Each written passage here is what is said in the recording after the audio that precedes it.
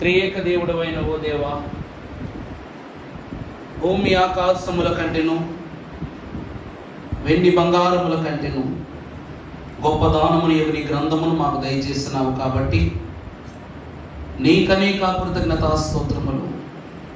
నీవు స్వయముగా మాకు చెప్పవలసిన మాటలన్నీ ఈ పుస్తకము యందు నియమించి ఉన్నావు కనుక నీకు మా వందనములు సమర్పించుకొనుచున్నాము తండ్రి. ఆమేన్. దయచేసి కూర్చునండి.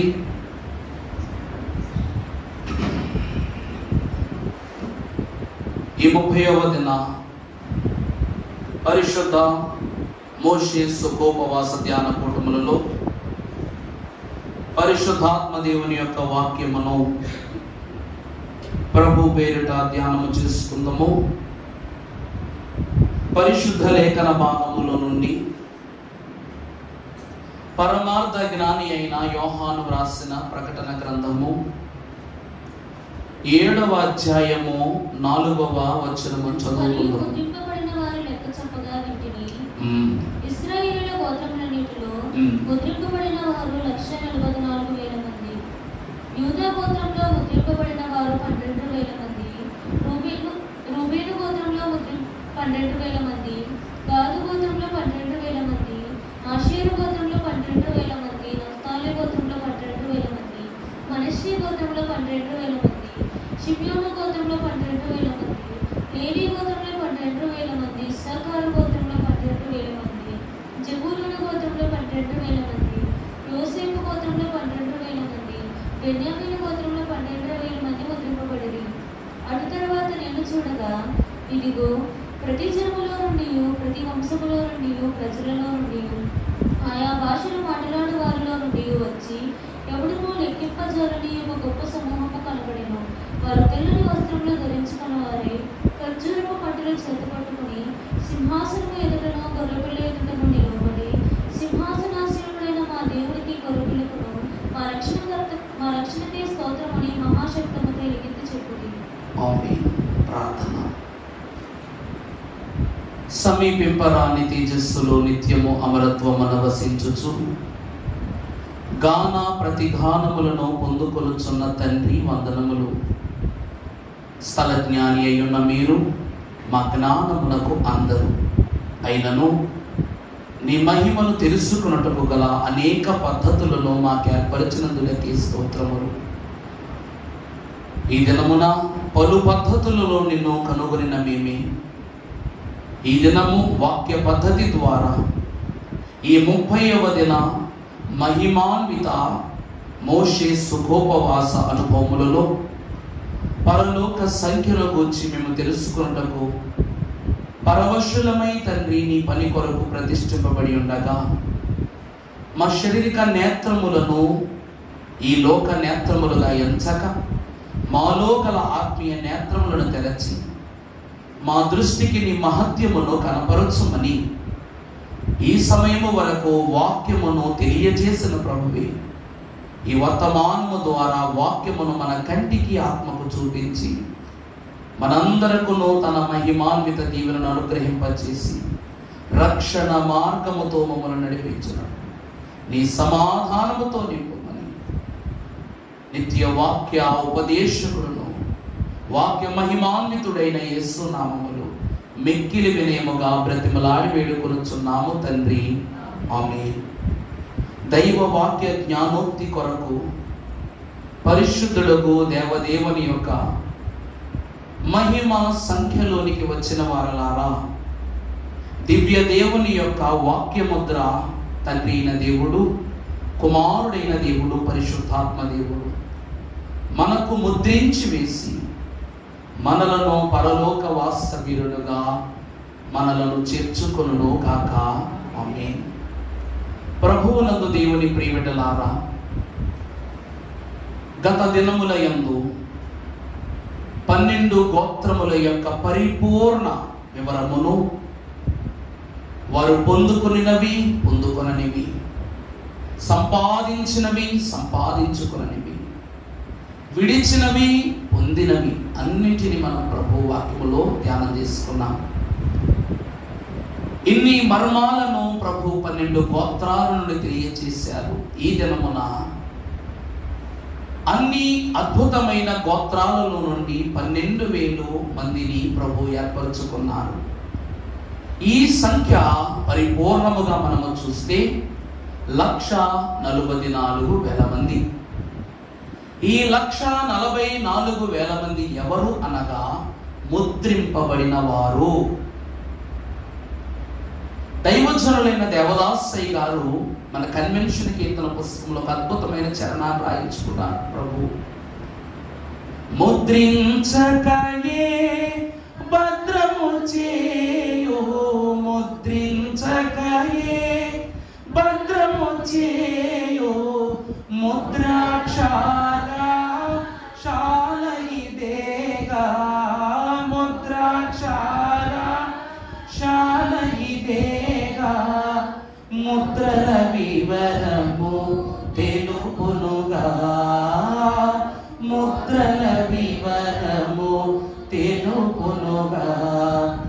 బైబిలు మిషను నాయకుడు కలువరి నాథుని ప్రియసుతుడు, ఫారరోయం దేవదాసు.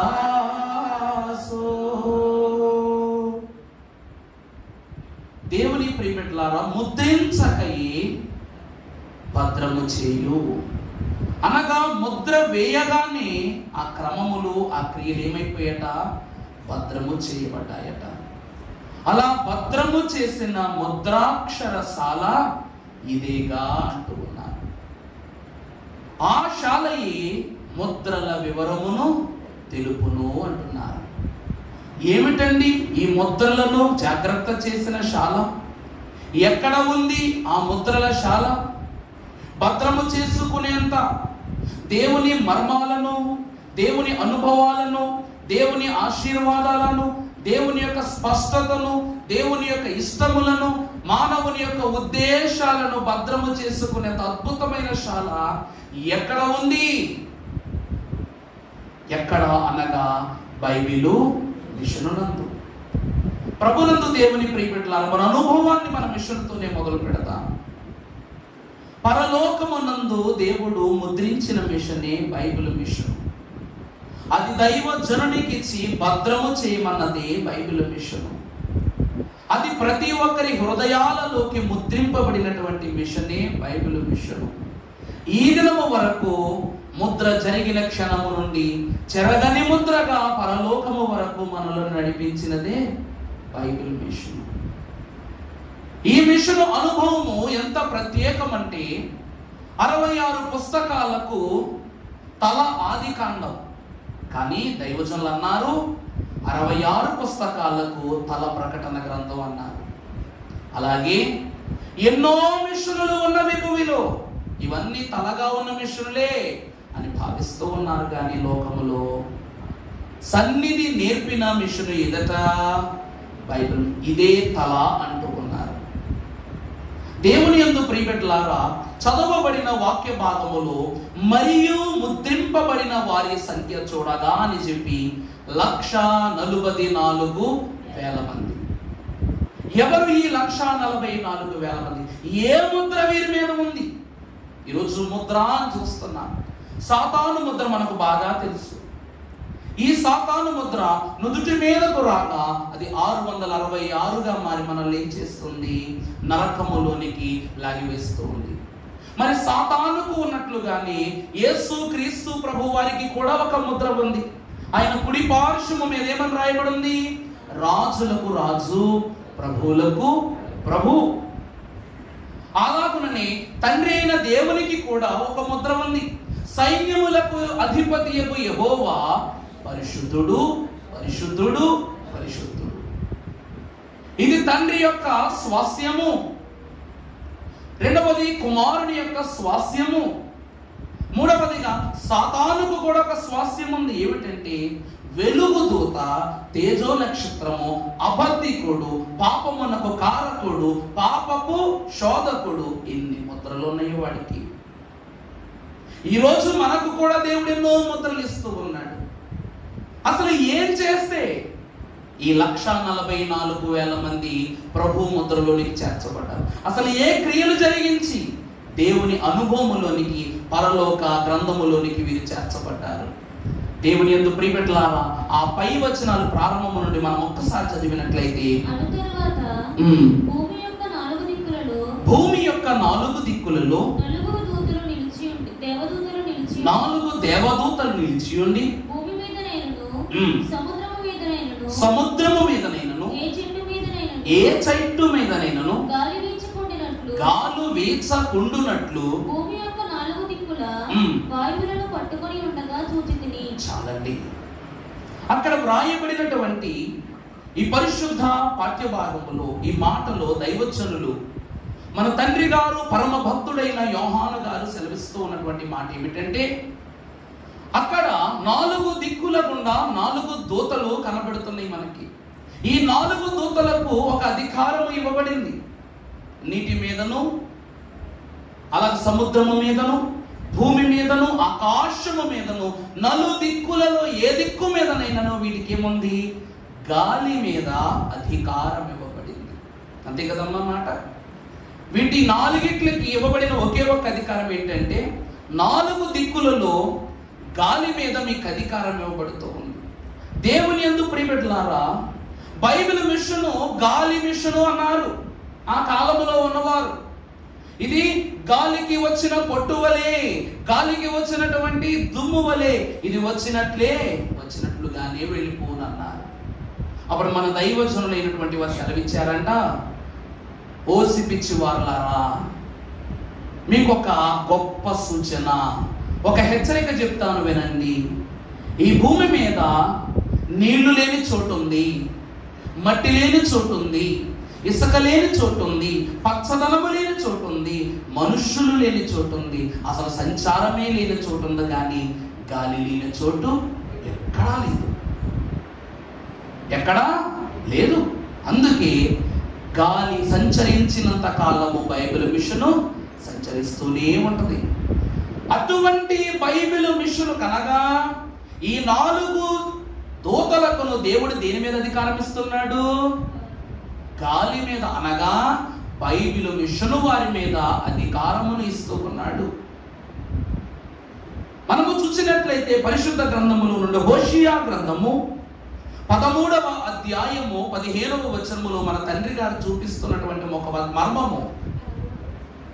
హోషియా గ్రంథము 13:15, నిజముగా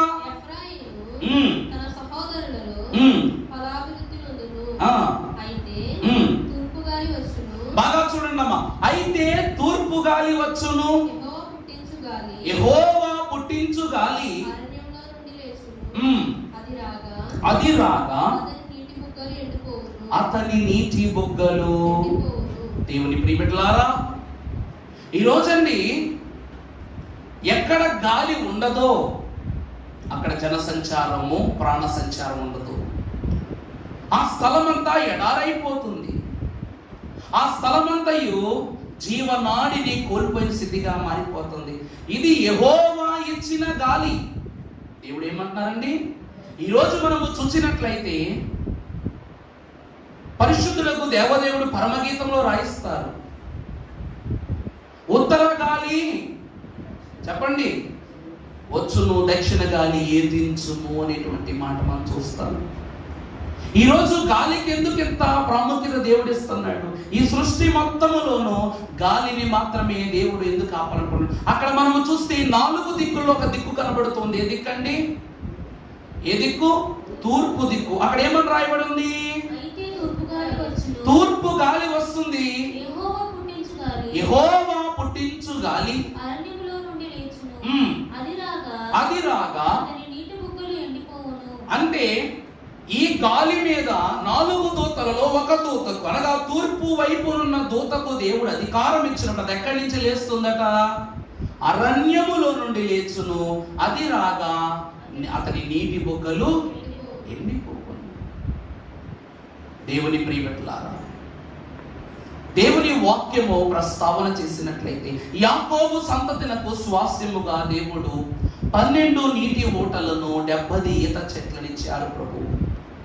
ఈ 70 ఈత చెట్లు అరణ్యమునకు గుర్తు, ఈ 12 నీటి ఊటలు నీటి బుగ్గలకు గుర్తు. అరణ్యములో నుండి ఏమి లేస్తూ ఉంది? తూర్పు గాలి లేస్తూ ఉంది. అది వచ్చి ఏం చేస్తుందట? ఆ నీటి బుగ్గల యొక్క సారమంతటిని లాగేసుకుంటున్నట. ఈరోజు గాలి లేకపోతే మనకు వర్షం రాదు, గాలి లేకపోతే సమన్వయ క్రియ జరగదు. అంటే నేల మీద ఉన్న నీరు మబ్బుల్లోనికి వెళ్ళాలంటే ఏం ఉపయోగిస్తారు? ఎవాపరేషన్ అంటాం దాన్ని ఇంగ్లీష్లో. ఈ నీరు తిరిగి తిరిగి తిరిగి దాని యొక్క శక్తిని పొర్లిస్తూ నీటిలో ఉన్నటువంటి సారాన్ని మేఘముల దాకా తీసుకుని వెళ్ళిపోతుంది. అలాగునని అతడి నీటి బుగ్గలలోని సారమును కూడా ఈ దూతలలో ఒక దూత ఏం చేస్తూ ఉంది? తీసుకుని వెళ్ళిపోతూ ఉంది. ఈరోజు గాలికి ఎదురొచ్చేది ఏమి లేదమ్మా, ఈరోజు గాలికి ఎదురొచ్చేది ఏమి లేదు. మన యవనస్తుడు నేను, మన చర్చలో ఉన్నటువంటి సంతోషుడు నేను రాజమండ్రి పని మీద వెళ్తుంటే గోదావరి అన్ని గేట్లు ఎత్తేసారన్నయ్య, ఒకసారి చూద్దామన్నాడు. ఆరుగా వెళ్తున్నాం కదా, చూద్దామని ఆగాం. డ్రైవింగ్ చేస్తున్నాను, ఒకసారి అటు పక్క చూడండి ఎంత ఫ్లోటింగ్ వస్తుందని చెప్పగానే ఆ ఫ్లోటింగ్ చూస్తుంటే సునామీ లెగుస్తున్నప్పుడు ఎంత ఉద్వేగంతో అలలు లెగుస్తాయో అంత దూరాన అంత ఫీలింగ్ కలగానే నేను డ్రైవింగ్ చేస్తున్న విషయం మర్చిపోయి పక్కన డివైడర్ దాకా పానిస్తున్నా. స్లోగానే వెళ్తున్నా కానీ డివైడర్ దాకా పానిస్తున్నా. అన్నయ్య చూసుకోవాలి అంటే ఆ నీటి యొక్క ఆ తగులుచున్న గాలి, అది దానికి ఇస్తున్న వేగాన్ని చూస్తే డ్యామునే పీక్కుని వెళ్ళిపోతుందేమో ఈ నీరు, అంత భయం. చూసారండి, నీటి యొక్క వేగాన్ని ఏది నిర్ణయిస్తుందంటే గాలి నిర్ణయిస్తుంది. ఆ గాలి మీదకే ఒక దూతకు దేవుడు అధికారం ఇచ్చాడట. ఇలా అధికారం ఇచ్చిన దేవదేవుడు ఏమంటున్నాడంటే జకరియా గ్రంథములో 6వ అధ్యాయము 5వ వచనములో మీరు చూసినట్లయితే, అతడు నాతో ఇట్లనెను, ఇవి సర్వలోకనాథుడగు యెహోవా సన్నిధిని విడిచి దేవుని వాక్యం ఏమంటూ ఉన్నది అంటే, ఆకాశ మహాకాశములను పట్టజాలని దేవుని రాజ్యమును విడచి ఆయనచే మహిమాధికారమును పొందుకొని భూమి పైన తన యొక్క ప్రవృత్తిని చూపుటకు ఈ లోకమునకు వచ్చిన చతుర్వాయువులు. ఈరోజు చతుర్వాయువులు అంటే ఏంటో పెద్ద ఆశ్చర్యపడట్లేదు. ఒకటి నిప్పును శాసించేది, రెండవది నీటిని శాసించేది, మూడవది మనిషిని శాసించేది, నాలుగవది అరణ్యాలు అనగా ఈ యొక్క మొక్కలని జీవనాడిని శాసించేది. అర్థమవుతుందండి? ఈరోజు నిప్పుకు గాలి తోడైందనుకో అరణ్యమైనా తగలబడిపోతుంది, ఒక వాయువుకి అధికారం. రెండవ వాయువు నీటికి వస్తే సునామీలు ఇవి గట్రాట్లు వస్తాయి, ఇలాగే వస్తాయి. ఇక మూడవది చూస్తే మానవుని జీవనాడి ఆక్సిజన్ అంటాం. ఇక నాలుగవది మనమిచ్చే కార్బన్ డైఆక్సైడ్ ని మొక్కలకిచ్చి, మొక్కలిచ్చే ఆక్సిజన్ మనకిచ్చి నాలుగవ వాయువు కార్బన్ డైఆక్సైడ్. ఫస్ట్ దాన్ని నైట్రోజన్ అంటాం. ఈరోజు కార్లు ఉన్న వాళ్ళకి నైట్రోజన్ గ్యాస్ వాడతారు పెట్రోల్కు బదులు. కొంతమందికి తెలియకపోవచ్చు కానీ పిల్లలకు తెలుసు. వారి యొక్క స్థితిని చూస్తే మీరు 2000 రూపాయలు పెట్టి లేక 3000 రూపాయలు పెట్టి వైజాగ్ వెళ్ళడానికి పెట్రోల్ కొట్టించుకుంటే అప్ అండ్ డౌన్ సరిపోతుంది, 1500 అటు 1500 ఇటు. కానీ నైట్రోజన్ గ్యాస్ అనేటువంటి ఉంటుంది. వెనకాల ఒక సిలిండర్ని ఏర్పాటు చేసి ఆ గ్యాస్ని సెట్ చేసి లాక్ చేసేస్తాడు. లాక్ చేసి ఫ్యూల్ ఇంగ్నిషన్ ఆన్ చేయగానే కరెక్ట్గా మీటర్ స్పాంజన్ ప్రకారం లోపలికి వెళ్తాం. ఆ గ్యాస్ ఫిల్ చేస్తున్నప్పుడు కారులో వెయిట్ ఉండకూడదు, మొత్తం దిగేయాలి, అందరూ దిగేయాలి, ఎంతమంది ఉంటారు దిగేసి ఆ ఫిల్ చేసిన తర్వాత దాన్ని లాక్ ఓపెన్ చేసి సీల్ చేసేసిన తర్వాతే ఎక్కాలి. అక్కడ ఆ నైట్రోజన్ గ్యాస్ యొక్క పని జరుగుతున్న సమయంలో ఒక్క చిన్న నిప్పు రవ్వ, ఒకే ఒక చిన్న నిప్పు రవ్వ తగిలితే దగ్గరగా మన సముద్రగుణం బంకు దగ్గర మొదలు పెడితే ఇక్కడ వరకు ఉంటుంది ఎక్స్ప్లోజన్ పవర్. అంటే దాని కందోపాటంగా ఎక్కడికి చిందుతుంది ఆ ఏరియా అంటే ఒక చిన్న నిప్పు రవ్వకు ఒక సిలిండర్ బిల్ అంత ఎఫెక్ట్ ఉంటుంది. మరి బంకులో ఉన్నటువంటి నైట్రోజన్ గ్యాస్ ఎంత ఉంటుంది? మరి అదే చెప్తూ ఉన్నా. దేవుని ప్రియబిడ్డలారా, ఇవి ఏమిటి అనగా చతుర్వాయువులు. ఒకటి అగ్నిని శాసించగలదు, ఒకడు నీటి శాసించగలదు, ఒకటి మానవుని శాసించగలదు, నాలుగవది అనగా ప్రాణవాయువుని శాసించగల, నాలుగవది దేవుడిచ్చిన ఈవులను, ఈ భూ ఈవులను శాసించగలదు. దేవుని ప్రియబిడ్డలారా, ఈ చతుర్వాయువులు, ఈ అధికారము కలిగినటువంటి ఈ 4 దూతలలో ఒక దూత ఏమంటుందో తెలుసా? పరిశుద్ధ గ్రంథంలో చూడమ్మా, 3వ వచనం చదువమ్మా, 7వ అధ్యాయం ప్రకటన గ్రంథం 3. ఈ దూత మేము మా దేవుని దాసులను ఆయన నొసలయందు సముద్రముకైనను చెట్లకైనను ఈ దూతలయందు ఒక దూత ఏమని సెలవిస్తూ ఉందంటే, యెహోవా ఏర్పరచుకున్న వారు అనగా ఆయన ముద్రను, ఆయన విశ్వాస జనముగా ఉన్న వారిని మేము లెక్కించుకునే సమయములో సముద్రానికి గాని, ఇంకా చెట్లకు గాని, 3వది భూమికి గాని ఏం చేస్తుందంటే మీరు ఆగండి అని చెప్తూ ఉంది. ముద్రింపబడు సంఖ్య సమయములో సమస్తమును దేవుడు తన అధీనములోనికి తీసుకుంటాడు. దేవుడు పలు అధికారాలను పలు దూతలకు ఇచ్చే సమయము మనము చూస్తే అది ముద్రింపబడు సంఖ్య. యేసు క్రీస్తు ప్రభువునందు దేవుని ప్రియబిడ్డలారా, ఈరోజు ముద్ర లేకపోతే భద్రము లేదు. ఏం లేదండి? ముద్ర లేనిదే భద్రత లేదు. దైవజనులైన దేవదాసయ్య గారు అన్నారు, 12 గోత్రముల యొక్క ముద్రలను అహరోను భుజాల మీద మోసాడు కాబట్టే పాప క్షమాపణ. అర్థమైందా? నువ్వు అహరోనునకు అంగీని చేయించి, దానికి కొల్లాయిలను చేయించి, ఇనుప దండములతో కూడుకుని బంగారు రేకు గల పథకమును చేయించి, ఇరు భుజముల మీద రాయిలను చేయించి, దాని మీద ఒక్కొక్క జవల మీద 6 పేర్లను నువ్వు ముద్రించాలి. అలాగున అహరోనుకు 12 గోత్రముల మీద అధికారం ఇచ్చిన దేవుడే ఈ దూతలకు ముద్ర వేయు అధికారాన్ని ప్రవేశిస్తున్నాడు. ఇక్కడ చూసినట్లయితే ప్రియులారా, సాతాను ప్రధాన దూత, అపవాది. వాడు దూత కదా, దూత అయిన వాడు 666 ముద్రను మన మీద తీసుకొస్తాడు. వాడు దేవుడేం కాదు. కానీ దేవుని ముద్రను ఎవరు తీసుకొస్తారంటే ఈ దూతలు తీసుకొస్తారు. అవుతుందా? దూత పాపములో పడేసింది, పాపములో పడేస్తుంది. అలాగే దూతలే నీ క్రమణ క్రియలన్నిటినీ నువ్వు రోజు ప్రార్థన చేసుకున్నప్పుడు నీ దూతను నాకు తోడించు, నీ దూతను నాకు తోడించు అంటావు. అవి తోడొస్తాయి. తోడొస్తూ నేను చేసే ప్రతి పనిని చూస్తుంటాయి. నిన్ను గురించి సాక్ష్యం ఇచ్చుటకు దూతల కన్నా గొప్పవారి భూమి యందు లేరు. ప్రభు ఏర్పరచుకున్న పరిచారకులే దూతలు. ఆ దూత ఏమంటూ ఉన్నది? అందులో ఒక దూత ఏమంటుందంటే, ఇదిగో దేవుని విశ్వాసులకు నేను ముద్ర వేయు వరకు నువ్వేం చేయవద్దు, వారికి హాని చేయొద్దంటూ ఉంది.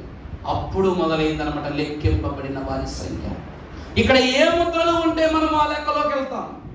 ఏ ముద్రలు గమనించుకుని గ్రహించుకుని ఉంటే దేవుని స్వాస్థ్యంలోనికి వెళతామంటే, పరిశుద్ధ గ్రంథంలో మనము చూసినట్లయితే యోహాను సువార్త 6వ అధ్యాయము 27వ వచనం మనం చదువుకుందాం. క్షయమైన నిత్య జీవమును కలుగజేయు మనుష్య కుమారుడు దానిని మీకిచ్చును. ఇందుకై తండ్రి అయిన దేవుడు చాలండి. మొదటిది ఏమిటనగా, ఆహారమునకు దేవుడు ఏమేస్తూ ఉన్నాడు? ముద్ర వేస్తూ ఉన్నాడు. పరలోకము నుండి దేవదూతలైనటువంటి వారు భుజించు ఆహారమైన మన్నాను ప్రభువు యొక్క బిడ్డలు భుజించి దానిని బట్టి వారు బ్రతకలేకపోయారు. ఎందుకనగా దేవదూతల ఆహారము గనుక. అర్థమవుతుందండి? అది ఏ ఆహారముగా వరించి చూపారంటే, ఇశ్రాయేలీయులు మన్నానే ప్రశ్నించారు. ఏంటంటే, అవును ప్రశ్నిస్తారు. రాజు ఎందుకు వచ్చి, బాబు నాయన ఒక రాగి ముద్ద తింటావా, జావ తాగుతావా అని అంటే ఎలా ఉంటది? మహారాజు దగ్గరికి ఒక పేదవాని యొక్క భోజనము పెట్టడానికి మనం చూస్తే రాజు దాన్ని ఎలా తింటాడు? ఒక రాజు ఉన్నాడట, అడవిలోనికి ఒక పని మీద వెళ్ళాడు. విపరీతమైన ఆకలేసేస్తుంది. ఆకలేసేస్తూ ఉంటే తన దగ్గర తెచ్చుకున్న ఆహార పదార్థాలు అయిపోయి కళ్ళంట చూస్తుంటే ఏం కనబడటం లేదు. అప్పుడు అక్కడ ఒక పేద గుడిసె ఉందట. అక్కడికి వెళితే ఒక ముసలమ్మ ఏం చేస్తుంది, ఆమె దగ్గరికి వెళ్ళి, అమ్మ రాజు కదా అడగటం రాదు, చిటికేసి ఎవరక్కడా అని అనగానే ఆహారం పట్టుకొచ్చేస్తారు. అక్కడ ఇంకా క్వశ్చన్ కూడా అడగరు, ఎవరక్కడా అని పిలిస్తే పళ్ళెం పట్టుకొచ్చేస్తాడు. మరి ఇక్కడ పిలవటానికి కానీ సైనికులు ఉన్నా వీళ్ళ దగ్గర తినడానికి ఆహారం లేదు కాబట్టి ఈ రాజుకు విపరీతమైన ఆకలి వేయగానే ఒక ముసలమ్మ ఈ గృహాన్ని చూశాడంట. అడవిలో చూసి, అమ్మ ఎవరైనా ఉన్నారా అని అడిగాడట.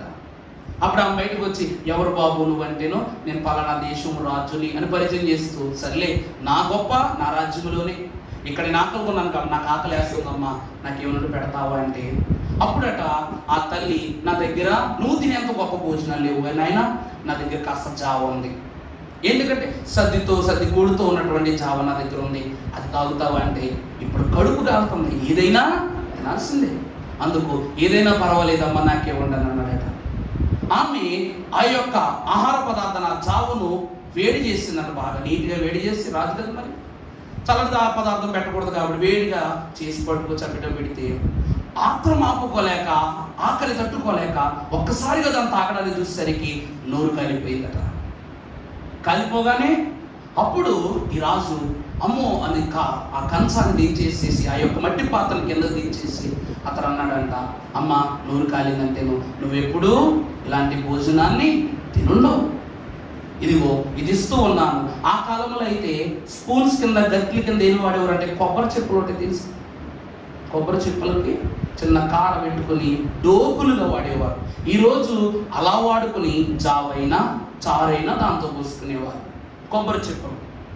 అటువంటి వాటిని ఒకటి తీసి రాజుకి ఇచ్చినట్టు, దానితో మెల్లిమెల్లిగా తాగాడట. కానీ ఈ రాజు రాజ్యములో ఉంటే తన ఆహారం ఎంత వేడిగా తింటాడు, ఏ ఆహారం తింటాడు, ఎప్పుడే ఆహారం తీసుకురావాలో తెలుసు. కానీ ఇప్పుడు తనకు స్వయంకృతముగా ఎంత స్థితిలో ఉన్నా, ఎంత ఇబ్బందిలో ఉన్నా, ఎంత ఆకలిలో ఉన్నా సహనముతో వ్యవహరించే గుణాన్ని అతను తెలుసుకున్నాడు. దేవుని యందు ప్రియబిడ్డలారా, దేవుని దూతల ఆహారమును మన్నాగా దేవుడు కురిపించినప్పుడు వారు ప్రశ్నించారు. ప్రభు అంటూ ఉన్నారు, ఆ ఆహారము ముద్ర వేయలేని ఆహారము. ఏ ఆహారం అండి? క్షయమైన ఆహారము. అది తిన్నారు కానీ బ్రతికారా? దేవుని వాక్యాన్ని బట్టి మనం చూసినట్లయితే ప్రియులారా, సరే ఒప్పుకుందామండి, అయ్యగారు వాళ్ళు తప్పు చేశారు, వాళ్ళు ఇలాగన్నారు, మన్నాను దూషించారు, చనిపోయారు. మరి యెహోషువ కాలేబులు కూడా తిన్నారుగా మన్నాను. మరి వాళ్ళు ఎంతకాలం బ్రతికారు? దేవుడిచ్చిన ఆయుధారమే బ్రతికారు. అది క్షయమైన ఆహారమా కాదా? క్షయమైనది. అది ముద్ర వేయబడని ఆహారము కనుక రెండవదిగా ప్రభు ఏమంటున్నారు ఇక్కడ? అక్షయమైన ఆహారము. నువ్వు క్షయ దేహపు ఆహారమును భుజించావు కనుక నీ దేహము క్షయమయమైపోయింది, చనిపోయావు. ఇది అక్షయతనిచ్చు ఆహారము కనుక దైవజనులు అన్నట్లు అక్షయ దేహము దాల్చితివీవు ఆనందము పొందుమి అన్నారు. ఇది ఏ ఆహారం అనగా ముద్ర వేయబడిన ఆహారం. ఈరోజు పరిశుద్ధులకు మీకు చెప్తూ ఉన్నాను ఒక అద్భుతమైన మాట. ప్రభు సంస్కారపు విందు పుచ్చుకునే ప్రతి ఒక్కరూ ఇచ్చే రొట్టె అయ్యగారి చేతిలోంచి రాదు, ఇచ్చే ద్రాక్షరసము నాలాంటి దైవజనుల చేతిలోంచి రాదు. ఆ చెయ్యి దేవునిదని మీరు భావించాలి. మీరు మమ్మల్ని చూసి సంస్కారాలకు రావటం కాదు, అది చాలా తప్పమ్మా, చాలా అంటే చాలా తప్పు.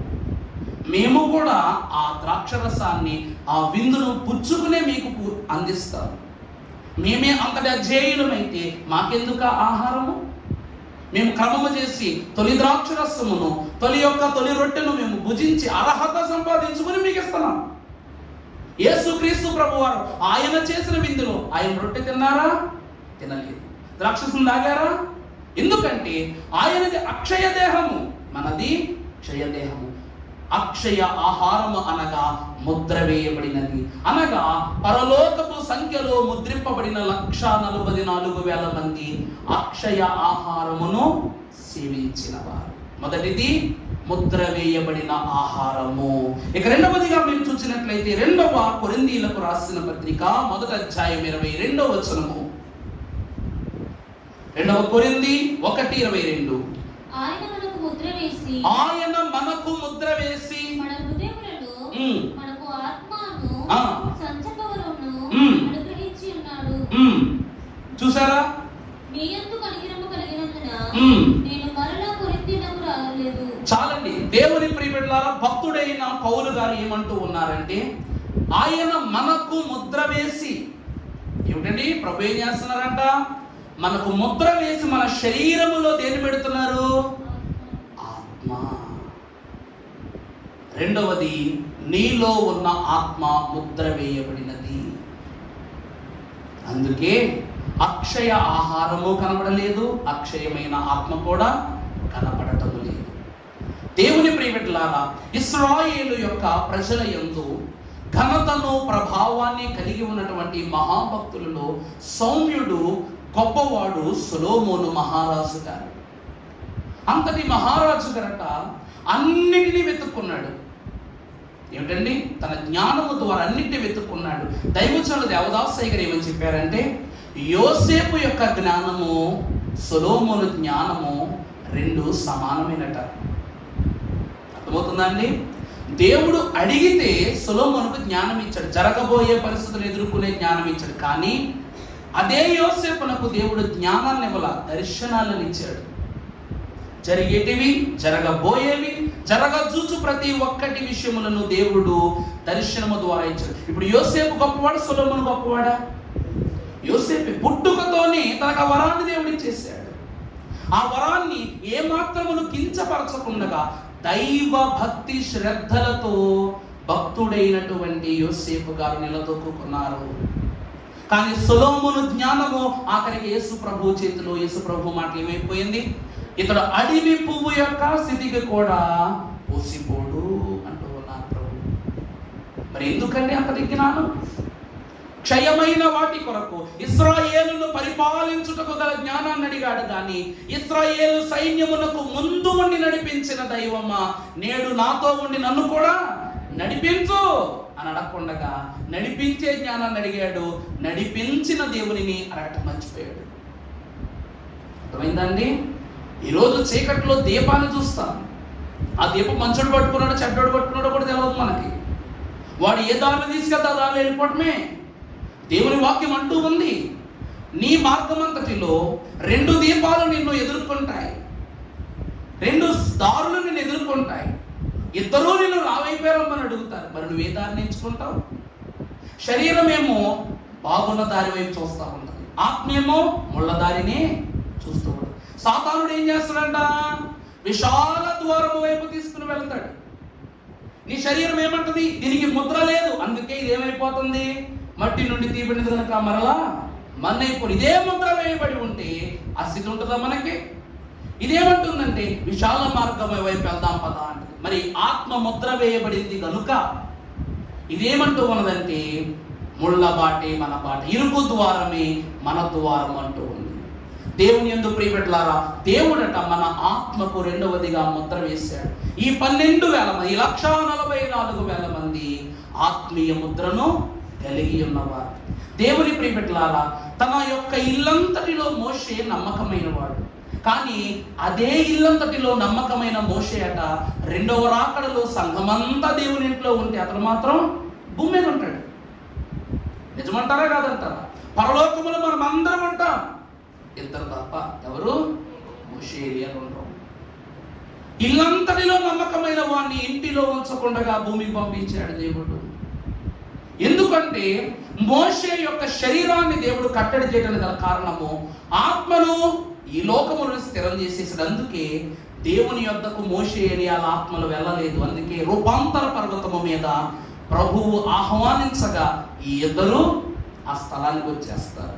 సర్వాధికారి ప్రభు చెప్తూ ఉన్నాడు, నీ ఆత్మను ముద్రలను కలిగి ఉన్నట్లయితే దేవుని మాటలు నీకు వినబడతాయి, దేవుని యొక్క మాటలు నీకు వినబడతాయి. ఈ 1,44,000 మంది ఆ ముద్రను గలవారే. మొదటిది ఆహారము, రెండవది ముద్రింపబడిన ఆత్మ. ఇక మూడవదిగా మీరు చూసినట్లయితే ఎఫెసీయులకు రాసిన పత్రిక 1వ అధ్యాయము 13వ వచనము, మీరును సత్యవాక్యమును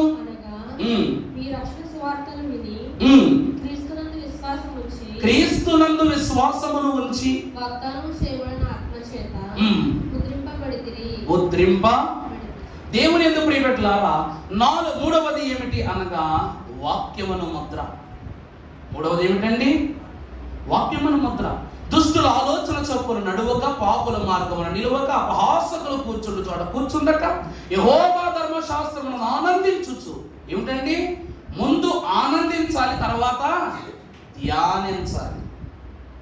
కష్టపడి పని చేస్తే కూలి వస్తుంది, ఇష్టపడి పని చేస్తే విలువ వస్తుంది. విలువ కావాలా, కూలి కావాలా? కూలి కావాలా, విలువ వద్దా? ఏం కావాలి? కష్టపడితే కూలి, ఇష్టపడితే విలువ. యెహోవా ధర్మశాస్త్రమును బట్టి నువ్వేం చేయాలి అంటే మొదట ఆనందించాలి, అప్పుడు తర్వాతే దానిని దివారాత్రములు ధ్యానించాలి. అట్టివాడే నీటి యోరన, కాలువల యోరన నాటబడిన వాడే తన కాలమందు ఫలమిచ్చు చెట్టు వలె ఉండును. ఈ వాక్యం అనే ముద్ర మన యొక్క హృదయములలోనికి వెళ్ళనట్లయితే ఎంతటి ఘనత అయినా సరే మనం విడిచి ఏమైపోద్ది? వెళ్ళిపోద్ది. ఈరోజు మనం చూసాం, అభిషేకము పొందుకున్న దినాన్ని మీరు చూసారో లేదు. పౌలు గురించి ఒక పెద్ద ఫార్మేచర్ మనం చదువుకున్నాం. నిన్నటి దినాన్న లాస్ట్ ఇజ్రాయెల్ గారు గుర్తు చేశారు. నేను ఏదో మర్చిపోయానుకున్నా కానీ ఏమిటంటే స్టెఫను యొక్క మరణములో కూడా పౌలు గారి యొక్క చెయ్యి ఉంటది. అర్థమవుతుందండి? మహాభక్తుడు, శ్రమకాలికుడైన స్టెఫను గారి యొక్క మరణము విషయంలో కూడా పౌలు చెయ్యేశాడు. అపోస్తలుడైన పౌలు చెయ్యేసాడు. అతను అంటాడు, అతడు ఒప్పుకుంటాడు. ఏమని ఒప్పుకుంటాడంటే, ఇదిగో శ్రమ విషయములో, దేవుని విషయములో సహితమును దాటి, లోకమును దాటి దైవ వాక్య దర్శనాలతో దేవుని మహిమను కనపరిచినటువంటి స్టెఫనును రాళ్లతో కొట్టి చంపునప్పుడు అతని వస్త్రాలను చేతబట్టుకుని పక్క నిలబడి చోద్యం చూశానని చెప్తాడు. అంటే ఒక నిండు ప్రాణము పోతూ ఉన్న కనీసము ఖండించినటువంటి వాడనని తనను గూర్చి తానే క్షమాపణ తెలియజేస్తాడు. ఈరోజు మంచి ఒప్పుకున్నవాడు గొప్పవాడు కాదు, చెడును ఒప్పుకున్నవాడే గొప్పవాడు. పౌలు అన్నిటిని ఒప్పుకున్నాడు కాబట్టి అతనిలో అక్షయ ఆహారం ఉంది, అక్షయ ఆత్మ ఉంది. ఇవన్నీ ముద్రలా కాదా? ఈ ముద్రల వలె మూడవదిగా చూస్తే వాక్యం అనే ముద్ర కూడా. అప్పటి వరకు ధర్మశాస్త్రాన్ని నమ్మాడు, ఆ తరువాత కృపాశాస్త్ర బోధకుడయ్యాడు. అతనిలో వాక్య ముద్ర ఉన్నది. మనలో కూడా ఏముండాలి? వాక్యం అనే ముద్ర. ఈ 1,44,000 మందిలో ఏ ముద్ర ఉన్నది? వాక్యం అనే ముద్ర కనబడుతుంది. అంత మాత్రమే కాక మనము చూసినట్లయితే 7వ అధ్యాయం ప్రకటన గ్రంథము 14వ వచనం మనం చూసినట్లయితే, అందుకు నేను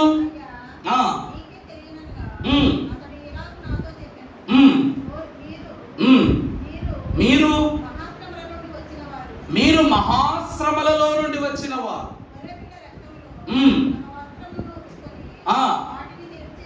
వాటిని తెలుపు.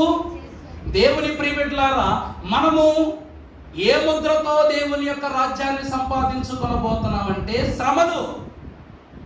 అయిగా తెలియజేశారు, శ్రమలు గల్గునయ్యో వినండి, ఏడేండ్ల మహా శ్రమలు గల్గునయ్యో వినండి. ఇది ఎవరికి అంటే 7 ఏండ్ల శ్రమల ముందు వెళ్ళిపోయిన వారిని గురించి కాదు. 7 ఏండ్ల శ్రమల తరువాత మరలా వారికి ఏముంటది? తీర్పు, అంత్య తీర్పు. ఏం తీర్పు అనేది? అంత్య తీర్పు. ఈ తీర్పులో గొర్రె పిల్ల రక్తముతో తమ వస్త్రములను ఉదుకుకొని దాన్ని తెలుపు చేసుకున్న వారికి మాత్రమే ఈ ముద్ర అనగా ఈ సంఖ్యలో చేర్చబడే ముద్రను దేవుడిస్తాడు. భక్తులు అన్నారు, శ్రమల మార్గమే విమల మార్గము, శ్రమ భక్తునికి ఆశ్రమము అన్నారు. శ్రమల వల్లనే సకల స్వనీతి సొమసి పోవును గానా అన్నారు ప్రభు. అంటే శ్రమల ద్వారా వచ్చే మార్గమును విమల మార్గం అంటే మహిమ మార్గం అంటున్నారు. ఇక్కడ శ్రమ, మీరు శ్రమ పొంది, శోధనను పొంది మీరు జయించుకున్నారు. ఇప్పుడు ఈ రోజు మన మీద ఏ ముద్ర ఉంది? శ్రమల ముద్ర. సాతానికి అధికారం ఉందా లేదా మన మీద? ఉన్నది. కారణం ఏమిటంటే శ్రమ పెట్టువాడు స్థితిలో వాడున్నాడు, శ్రమ పడే స్థితిలో మనమున్నాం. దేవుని యొద్దకు వచ్చిన వారలారా, అటువంటి మనము మన నీతి వస్త్రములను గొర్రె పిల్ల రక్తములో ఉదుకుకొని మనం ఏం చేయాలి? తెల్లటి వస్త్రములుగా మార్చుకోవాలి. అంటే లోపము కనబడని, లోపములు లేని పూర్తి మహిమాన్విత ఛాయా వస్త్రములను కలిగి ప్రభు సన్నిధిలోనికి వెళ్ళాలి. 4వది ఏమిటి అనగా, ఈ దేవుని వాక్యం మనం చూస్తే ఇక్కడ తెల్లుపు చేసుకున్న వారు ఎవరంటే, అదిగో తెల్లటి వస్త్రమును ధరించుకుని ఖర్జూరపు మంటలు చేతబట్టుకుని ఏం చేస్తున్నారు వాళ్ళు? యెహోవాకు స్తోత్రము చేయించు. వాళ్ళు ఎవరంటే శ్రమానుభవముల నుంచి బయటకు వచ్చిన వాళ్ళు. అర్థమవుతుందండి? అదే ప్రకటన గ్రంథం 7వ అధ్యాయం ఏమనుంటుంది? 7వ అధ్యాయం చివర ఇదిగో సింహాసన మధ్య నుండు గొర్రెపిల్ల వారికి కాపరి అయి జీవజలముల బుగ్గల యొద్దకు వారిని నడిపించును. చూసారా? ప్రభువాక్యం ఏమంటుంది? జీవ జలముల బుగ్గ యొద్దకు వారిని నడిపించు. ఈ తెల్లటి వస్త్రం ధరించుకున్న వారు ఎవరు అనగా, ప్రతి ఒక్కరికి తెల్లటి వస్త్రాలు ఉంటాయి. ఏమన్నారు?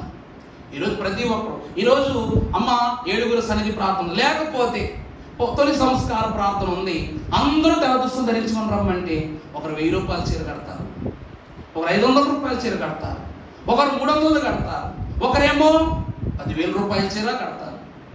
ఇక్కడ చీరలో విలువ వేరే ఉన్నా అందరూ ఏ రూపంలో కనబడుతున్నారు? తెలుపులోని.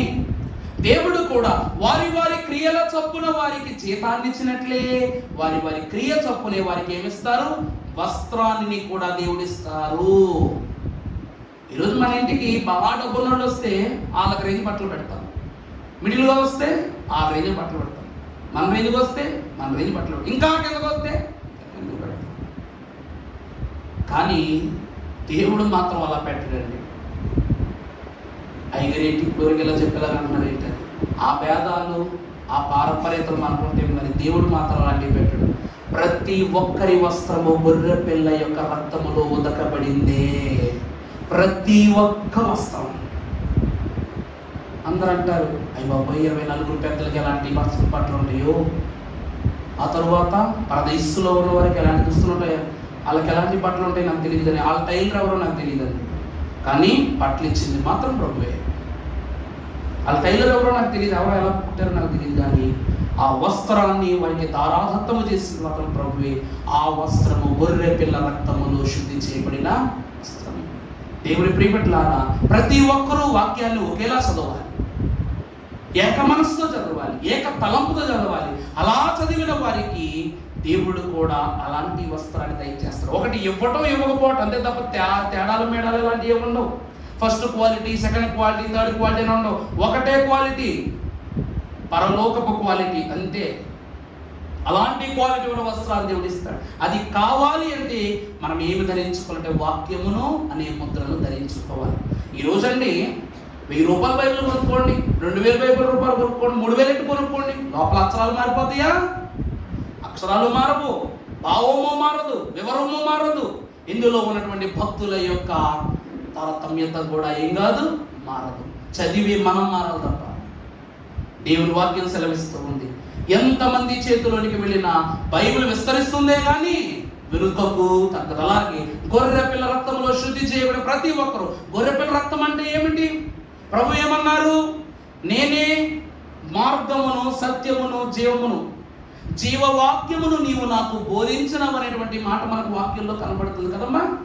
మరి జీవాన్ని ఇచ్చేది వాక్యమైనప్పుడు ఆ వాక్య నామధారి అయిన ప్రభువు, ఆ వాక్య నామధారి అయిన ప్రభు యొక్క రక్తములో కడుగుకోవటం అంటే వాక్యములో ఉదక స్నానము చేయటమే. వాక్యములో ఉదక స్నానమును మనము చేయటమే. దేవుని ప్రియబిడ్డలారా, ఈ వాక్యమనే ఉదక స్నానము దేనిలో చేస్తున్నాడు? క్రీస్తు ప్రభు వారి యొక్క రక్తములో. అందుకే నేని వాడానై ఉండగోరీతిన్ యేసు ప్రియ రక్షక, నీవు చూపో ప్రేమను గాంచితిన్ నన్ను చేర్చు నీ దారిన్, నన్ను చేర్చు చేర్చు చేర్చు రక్షక, నిగాయ పాట ప్రాకాకున్, నన్ను చేర్చు చేర్చు చేర్చు రక్షక, గాయ పాట ప్రాకాకున్. మనము వాక్యమనే ఊటతో ప్రభు యొక్క గాయమనే ప్రక్కకు చేర్చబడి మన వస్త్రములను గొర్రెపిల్ల రక్తములో ఏం చేస్తున్నాం? శుద్ధి చేసుకుంటున్నాం. వాక్యమనే ముద్ర. అలాగే మీ దేవుని వాక్యంలో చూసినట్లయితే యోబు గ్రంథము 14వ అధ్యాయము 17వ వచనం మీరు ఒకసారి చూసినట్లయితే చదువు. నా మాటను ఆలకింపుము, నీకు తెలియజేతును. నా అతిక్రమము సంచిలో ముద్రింపబడి ఉన్నది. నేను చేసిన దోషములను భద్రముగా ఉంచి ఉన్నావు. నేను చేసిన దోషములను భద్రముగా ఉంచి ఉన్నావు. పర్వతమైనను పడిపోయి నాశనమగును. చాలండి. పర్వతమైన ఏమైపోతుంట? దేవుని ప్రియబిడ్డలారా, ఈ ముద్ర ఏమిటంటే దోషములను భద్రము చేయు ముద్ర. ఏ ముద్ర అండి ఇది? ముద్రలో నా దోషాలు నువ్వేం చేశావు? భద్రం చేసావు, దాచిపెట్టావు అంటున్నాడు యోబు గారు. 2వ కొరింథీయులకు రాసిన పత్రిక 1వ అధ్యాయము 22వ వచనంలో భక్తుడు అంటున్నారు ఒక అద్భుతమైనటువంటి మాట. పౌలు గారు రాస్తున్నారు అక్కడ.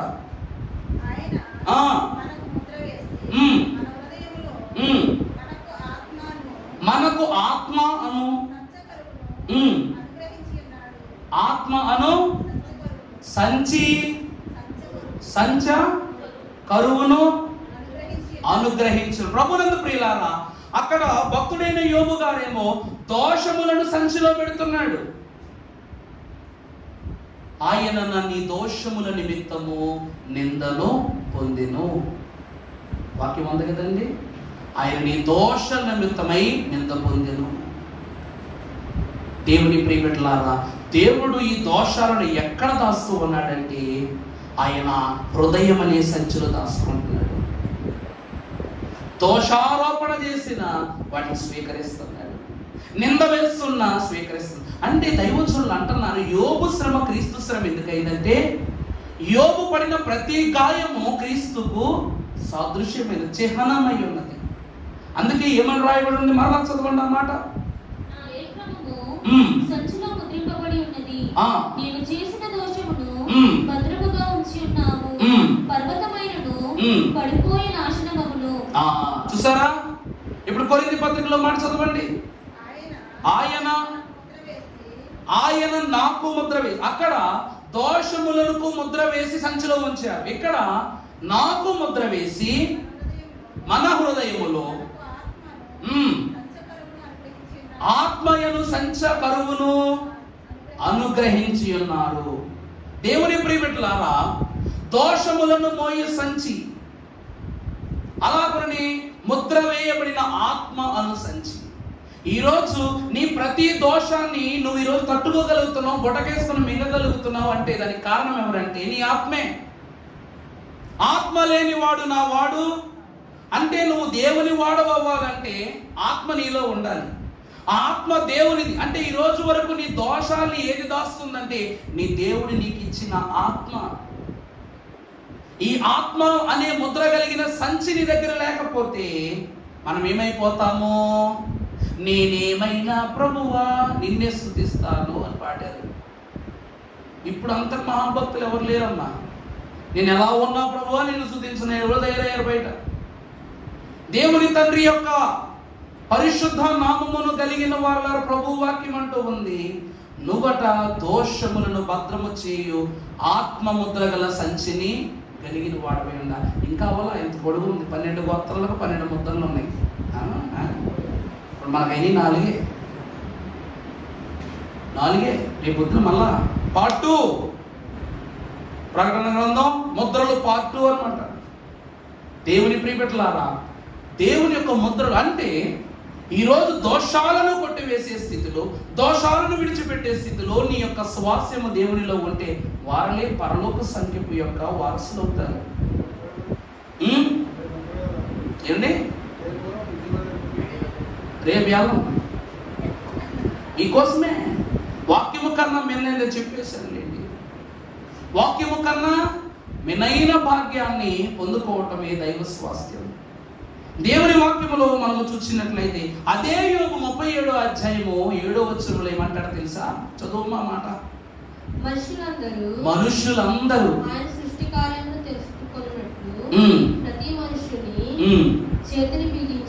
ప్రతి మనిషి యొక్క చేతిని బిగించి ఆయన ముద్ర వేసి ఉన్నాడు. ఆయన ఈరోజు శ్రీరేఖ చూసి నా జాతకం చెప్పవా అడుగుతారు. చూడండి ప్రభు ఏం చేస్తున్నారంట, ప్రభు ఏం చేస్తున్నారంట, చదువు మళ్ళీ వింటారు.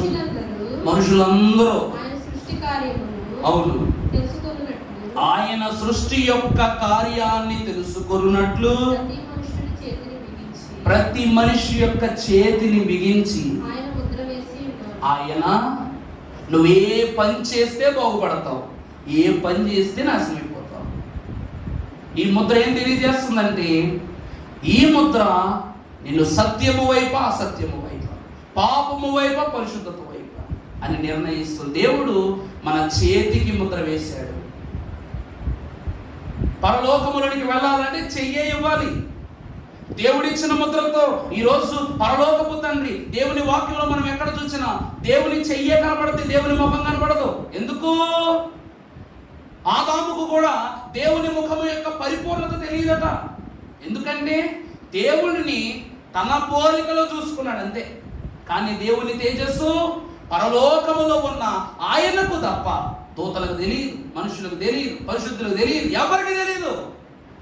సాతాను కూడా అనుకున్నాడు, అయిపోయి ప్రభువే ఈ నిర్మాణానికి వచ్చేసాడు, ప్రభు ఇలాగే ఉంటాడేమో అనుకున్నాడట. పిచ్చోడు వాడికి తెలుసు. తలలో ఎకరం పని చేసిందంటే 10 ఎకరాలు పని చేయదు సాతానుకు. ఆదామును చూసి తన పోలిక అని ప్రభు అనగా, నేను ఆదాము ప్రభు ఇద్దరు ఒకటి అనుకుంటున్నాడు. ఆదామును పడగొట్టగానే గెలిచేశాను అనుకుంటున్నాడు. కానీ గెలవవలసిన సమరం ఎంతో ఉంది, చూపించవలసిన సామర్థ్యం ఎంతో ఉంది, వాడవలసిన చావు తెలివితేటలు ఎన్నో ఉన్నాయి. అవన్నీ వాడిన దేవుని యొక్క ఏలికలో వాడి చిన్న మాలిక కూడా కాడు. దేవుని ప్రియబిడ్డలారా, ఆ ప్రభువు ఆదామును చేతితో నిర్మించాడు. ఆదాముకు కూడా దేవుని చేతి స్పర్శ మాత్రమే తెలుసు. అర్థమవుతుందని బాగా వినండి మాట. ఆదాముకు కూడా దేవుని చేతి స్పర్శే తెలుసు. అందుకే ప్రభు వస్తూ ఉన్నాడంటే వారి ముఖాలను చూపించుకోలేకపోతున్నారు వాళ్ళు. రెండవది, భక్తుడైన మోషేకు కూడా దేవుని చేతి వ్రాత మాత్రమే తెలుసు. అర్థమవుతుందండి? యేసు క్రీస్తు ప్రభు వారికి కూడా పరిశుద్ధాత్మనుభవమే గాని దేవుని చేతి పని తెలియదు. ఎందుకంటే ఆయన కార్యముల గోచరము. ప్రభు అంటారు కదా, నేను వచ్చుట వెళ్ళుట నా తండ్రి ఇష్టం, ఆయన నిర్ణయించిన దినాన్ని వస్తాను, ఆయన నిర్ణయించిన దినాన్ని మనం తీసుకుని వెళ్తాను అంటున్నారు. ఎందుకంటే దేవుని చేతి కార్యములు. ఆయన తన చేతితో మన చేతికి ముద్ర వేశారు. దేవుని వాక్యములు 139 దావీదు కీర్తనలు, నీ సన్నిధి నుండి నేను ఎక్కడికి పారిపోవదును ఉంటదా లేదన్నమాట. 7వ వచనం 139 7వ వచనం చదవమా. పారిపోదును, పారిపోదును. చాలండి. హస్తముద్రికను దేవుడు వేసేసాడు మనకి. ఆయన సన్నిధిలో నుండి వెళ్ళకుండా గట్టిగా పట్టుకుని హస్తముద్రికను వేసేసాడు. ఆయన ఆత్మ నుండి వెళ్ళకుండా ఉండే హస్తముద్రికను దేవుడు వేసేసాడు. దేవుని ప్రియబిడ్డలారా, నోవాహు సంతానమును, నోవాహు యొక్క కుటుంబమును ఓడలోనికి పంపించి దేవుడు ఒక ముద్ర వేశాడు. దాన్ని దేవుడు తప్ప నోవాహు కూడా తీయడానికి అధికారం లేదు. అంత ప్రళయములో ఓడ నిర్మించడానికి దేవుడే చెయ్యించాడు, ఓడను బాగు చేయడానికి దేవుడే చెయ్యించాడు. ఆఖరి క్షణములో తన కుటుంబాన్ని లోపలికి తీసుకెళ్లి ఆ యొక్క ద్వారాన్ని మూసి ఆఖరిగా దేవుడి చేతితో అది తీసిన తరువాతే అరారాతు పర్వతము మీదకు వాళ్ళు దిగారు. దేవుడు తలంపించేంత వరకు 40 దినాలు కిటికీ వైపు కూడా తలకైతే చూడలేదు నోవాహు. దేవుని చేతికి ఎంత శక్తి ఉందో గమనించండి. ఈరోజు నాకు ఒక మాట అర్థం కాగలుగుతానమ్మా. యేసు ఏమో రాయొచ్చు ఉండెను అనే మాట మనకి ఇంకా తెలియదు. ప్రభు శరీరధారి అయిన ప్రభు నేల మీద ఏదో రాస్తేనే ఈ రోజు వరకు వాక్యంలో లేదన్నమాట. మరి తండ్రి ఇన్ని అద్భుత క్రియలు చేశారు. ఇన్ని అద్భుత క్రియలు చేస్తే కుమారుని విషయాన్ని చూపించని తండ్రి ఆయన విషయాలు మనకు ఎందుకు చూపించారంటే ఆయన కార్యములు ఎంత గొప్పవో తెలియచేయటానికి. కానీ అవి నిజమైన అద్భుతాలు కాదు, చూచే అద్భుతాలు చాలా ఉన్నాయి. అందుకే దేవుని చెయ్యి విడవకూడదు, తండ్రి చేతిని విడవకూడదు. అందుకే తప్పిపోయిన కుమారుని చెయ్యి విడిచిపెట్టి వెళ్ళిపోయాను, స్వాస్థ్యాన్ని విడిచిపెట్టి వెళ్ళిపోయాను, అందుకే నాకు బ్రతుకు అని తండ్రి చేతి కోసము, తండ్రి యొక్క ప్రేమ కోసము చేతులు చాపొచ్చాడంట. తండ్రి నన్ను స్వీకరించు, పనోడుగానైనా నన్ను స్వీకరించని వచ్చాడు. చేతికి కూడా దేవుడు ఏమిస్తూ ఉన్నాడు? ముద్ర. దేవుని చెయ్యి ఎవరైతే విడవరో వాళ్ళు ఉంటారు ఆ 1,44,000. ఈ 12,000 గోత్రములు ఉన్న ప్రతి 12,000 మంది దేవుని చెయ్యి వదలనులే, దేవుని చెయ్యిని వదలని వాళ్ళే. ఇంకొక మాట చెప్తాను, మిగిలిన రేపు చెప్పుకుందాం, 6 అయిపోతాయి. తర్వాత మాట మీరు చూసినట్లయితే దానియేలు గ్రంథము 12వ అధ్యాయము 4వ వచనం చదవమ్మా. దానియేలు నీవు ఈ మాటలను కలుగు చేసి అంత్యకాలము వరకు ఈ గ్రంథమును నువ్వేం చేయి, దేవుని యందు ప్రియబిడ్డలారా. దానియేలు గొప్ప ప్రవచనకర్త, అంత్యకాల ప్రవచనకర్త. ఎవరు? దానియేలు గారు. గాబ్రియేలు దూత తానే స్వయముగా దానియేలు పంచనకు తన యొక్క స్వాస్థ్యము యొద్దకు వచ్చి పరలోక వర్తమానపు అంత్యక్రియలను, అనగా దేవుని వాక్యమును మనం చూచాం, 12 గోత్రాలలో ఆ ముద్రింపబడిన గ్రంథము యొక్క ముద్రలు విప్పటానికి ఎవరేం చేయలేదు, సాహసము చేయలేదు. ఆ గ్రంథాన్ని ఎవరు ముద్రించారని, ఎవరు రాశారు అంటే ఎవరు రాశారు? దానియేలు మహాభక్తుడు. అంత్య దినము వరకు ఇది ఏమై ఉన్నది, ముద్ర వేయబడి ఉన్నది. చదువమ్మ మాట.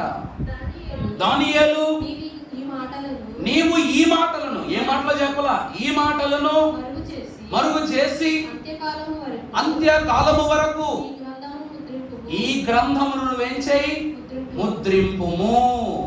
9వ వచనం చదవప్పుడు, అతడు ఈ సంగతులు అంత్యకాలము వరకు మరుగుగా ఉండునట్లు నీవు ఊరకుండుమని. అంటే దానియేలుకు కూడా ఈ ముద్రింపబడిన గ్రంథము యొక్క స్థలము తెలియదు. అర్థమవుతుందండి? రాశాడు కానీ దాని యొక్క ఫస్ట్ లాస్ట్ ఇంటెన్స్ ఏమీ తెలియదు. రాత మాత్రమే దానియేలుకు తెలుసు. అందుకే ఏమంటాం, దూత రాశావు, నువ్వెవరికి విషయాలు చెప్పకు, ఊరక ఉండు, గమ్మునుండు నువ్వు అని దేవుడు గబ్రియేలు దూత ద్వారా దానియేలు యొక్క నోటికి ఏమొస్తుంది, నోటి మీద కూర్చొని చెప్తుంది. ఎందుకంటే ఈ గ్రంథములో ఉన్న ప్రవచన వాక్యములను గైకొనువాడు ధన్యుడు. మరి ఆ గ్రంథములో ఉన్న ముద్రలను, అంటే రాసిన దానియేలు గ్రంథమును మూసివేసి దానికి దేవుడు ఏం వేసేసాడంట, ముద్ర వేసేసాడు. దీనిని ముద్రింపబడిన గ్రంథం అంటాం. ఆ ముద్రింపబడిన గ్రంథము యొక్క ముద్రలు విప్పుటకు ఏ గోత్రములకు ఏమి లేదు, అధికారము లేదు. దీనిని దావీదు వేరు చిగురును యూదా గోత్రపు సింహమైన యేసు క్రీస్తు ప్రభువు తప్ప ఈ గ్రంథమును విప్పుటకు ఎవరు అర్హులు కాదు. దేవుని ప్రియబిడ్డలారా, మొదటి నుంచి చూసినట్లయితే ముద్రింపబడిన ఆహారం, ఈరోజు దాన్నే మనం ఏమంటాం తెలుసా, క్వాలిటీ ఫుడ్ అంటాం. ఏమండి? సోనా మసూరి బియ్యం quality, first quality. Organic fruits. ఈరోజు రోడ్డు పక్కన ఉన్నతో బేరం ఆడతాం. అది రిలయన్స్ మార్ట్లో కొనుక్కుంటాడు, ఎంత బిల్ అయితే అంత కట్టాల్సిందే. నేను సరదాగా ఆరెంజెస్ కొందామని, ఏయో గ్రాసరీస్ తీసుకుందామని రాజమండ్రి వెళ్ళాను కాబట్టి మార్ట్లోకి వెళ్ళాను. రిలయన్స్ మార్ట్ మొత్తం చెక్ చేస్తుంటే ఫ్రూట్స్ ఉన్నాయి, 6 ఆరెంజెస్ ఉన్నాయి, నారెంజలు ఉన్నాయి అన్నమాట. కమలాకాయ వాటిని ఎల్లో ఆరెంజెస్ అంటారు. వాడి దగ్గరికి వెళితే మనం అనుకోండి 12 ఆరెంజ్లు ఎంత కొంటాం, 150 కొరకు తెచ్చేసుకుంటాం కదా. అందులో 6 ఉన్నాయి, 450 రూపాయలు. మరి బాబు తగ్గించరా అని మనం అడగగలమా? వాడు తగ్గిస్తాడపోని. దేవుని ప్రియబిడ్డలారా, మనం ఏ ఆహారం తింటూ ఉన్నామంటే అక్షయ ఆహారాన్ని, అది ముద్రింపబడినది. ఈరోజు ఆన్లైన్లో ఒక మాట వస్తూ ఉంటుంది, FSSSAI అనే ముద్ర ఇస్తే అది కొనుక్కోవాలట. మీకు కావాలంటే మీ కొబ్బరి నూనె డబ్బాలు వెనకాల, షాంపూ డబ్బాలు వెనకాల, ఏదైనా కారం ప్యాకెట్, ఉప్పు ప్యాకెట్, వగేర ప్యాకెట్లు వెనకాల చూడండి FSSAI అని ఒక ముద్ర ఉంటుందంట. అది ముద్రగా వేరేది. మరి అది ఉంటేనే ఫస్ట్ క్వాలిటీ ఫుడ్ అంట.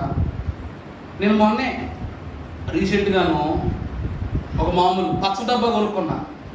ఆడే ప్రింట్ వేసేసాడు, అంటించేసాడు, దాని మీద కూడా FSSAI అని ఉంది. మరి ఆడింటుకున్నాడేమో కొత్తగాను.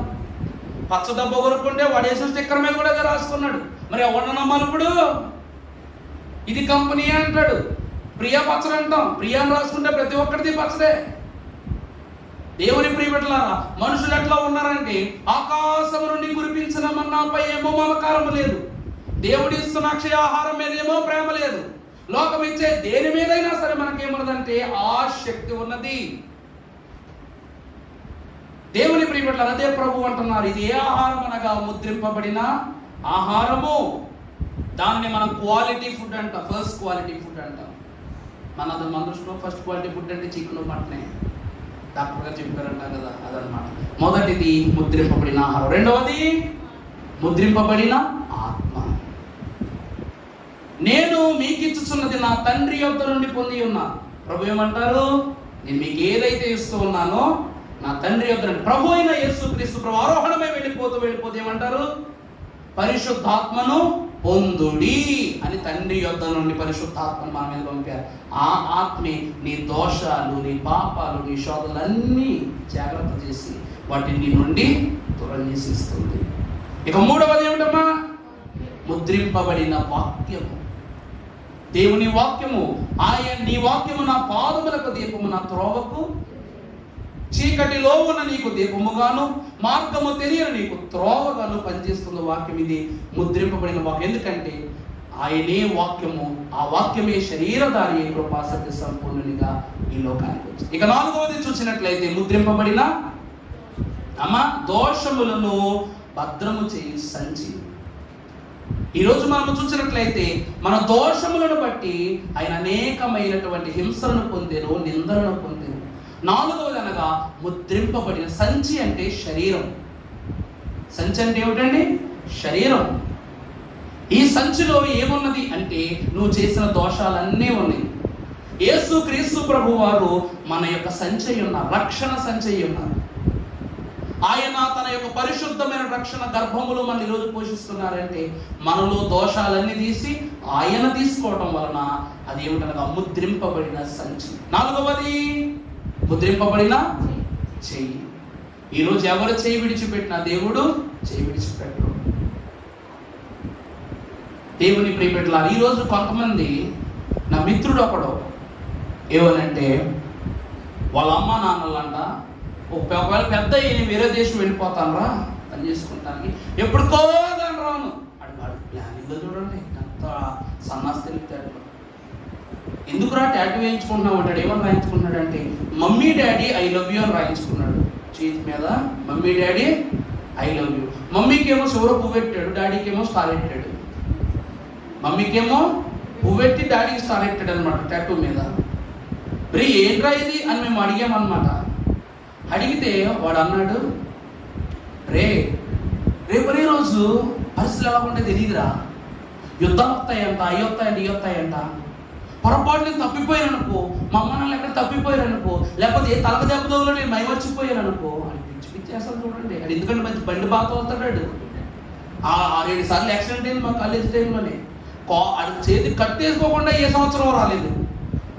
అది బండి ఎక్కామంటే చాలు అప్పుడు అనిపిస్తుంది అనమాట, అర్జెంటుగా ముందే అంబులెన్స్ ఫోన్ చేసి పెట్టుకోవాలి. అక్కడ తోలుతుంటే వెనకాల అంబులెన్స్ రావాలన్నమాట. అలా తోలుతాడు బండాడు అనమాట. ఎంత ఫాస్ట్గా తోలుతా ఉంటాం మీరే అంటారు కదా. పొరపాటున దెబ్బతల్లి మిమ్మల్ని మర్చిపోయారు అనుకో. సరే మిమ్మల్ని మర్చిపోతే ఏమైంది, మా అమ్మ నాన్న మర్చిపోయారు అనుకో, ఇదిగోరా నువ్వు టాటూ వేయించుకున్నాను చూపించి గుర్తుపట్టవచ్చు. ఆ కొంతకాలానికి ఆ పేరు చెరిపేశాడు, ఆ పేరుని చెరిపేసి వాడు గర్ల్ ఫ్రెండ్ పేరు రాయించుకున్నాడు అన్నమాట. పువ్వు నక్షత్రం పోయింది. ఇప్పుడు ఈసారి గర్ల్ ఫ్రెండ్ పేరు రాయించుకుని గుండెకాయ సింబల్ వేసాడు అక్కడ. ఏమిటండి, హార్ట్ సింబల్ వేసి పెట్టుకున్నాడు అక్కడ. ఇది ఎందుకురా అంటే అప్పుడు కొంచెం రివర్స్ చేసాడంట. నా లవర్ని మర్చిపోతే సినిమాలు ఎక్కువ చూసేస్తాడు పాపం మరి పిచ్చోడు. మరి అదే అంటుంది. ఈరోజు ప్రతి ఒక్కరు కొంతమంది ఆనందం కోసం టాటూలు వేయించుకుంటారు, కొంతమంది ఏదో గొప్ప చేయించుకుంటారు, కొంతమంది ప్రేమ చూపించడానికి చేయించుకుంటారు. ఓ పిచ్చోడు ఉన్నాడండి, బిడ్డ పుట్టగా నా బిడ్డ కాలు తీసి పెట్టుకుని దాని మీద టాటూ చేయించుకున్నాడు. ఇంకా నయం, పుట్టడం ఎంత బోధకాలు వేసి పుట్టాల్సింది, పెద్ద చేయించుకుంటున్నామో గుండెల మీద. అదే మరి ఆ పిచ్చితనం ఏంటో. దేవుడు నీకు ఆల్రెడీ వేసేసాడు నీ శరీరం మీద. నీతి అనే ముద్ర, రక్షణ అనే ముద్ర, రక్షణ దీవెన అనే ముద్ర, పరలోకం అనే ముద్ర, ఇవన్నీ వేసేసాడు ప్రభువును. కొత్తగించుకుంటూ వెళ్ళి మహాభక్తుడైన దేవదేవుడు ఒక్కసారి మీరు చూసినట్లయితే నిర్గమాకాండ గ్రంథము 28వ అధ్యాయము ప్రారంభం నుండి చదవమ్మా.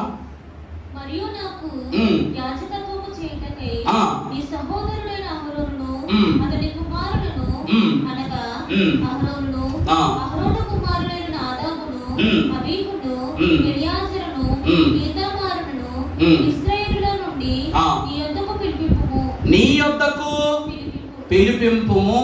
తరువాత అతనికి అలంకారమును, చూడండి తల్లి, అతనికి అలంకారమును ఘనతయును కలుగునట్లు నీ సహోదరుడైన అహరోనుకు ప్రతిష్ఠిత వస్త్రములను కుట్టవలెను. చాలండి. ఈరోజు అలంకారముగా ఉండటానికి, ఘనతగా ఉండటానికి నువ్వు అహరోనుకి ఏం కుట్టించు? ప్రతిష్ఠిత వస్త్రాలు కుట్టించు. నిజం చెప్పండి, అహరోను దాన్ని ధరించుకున్నప్పుడు అలంకారంగా భావించాడా?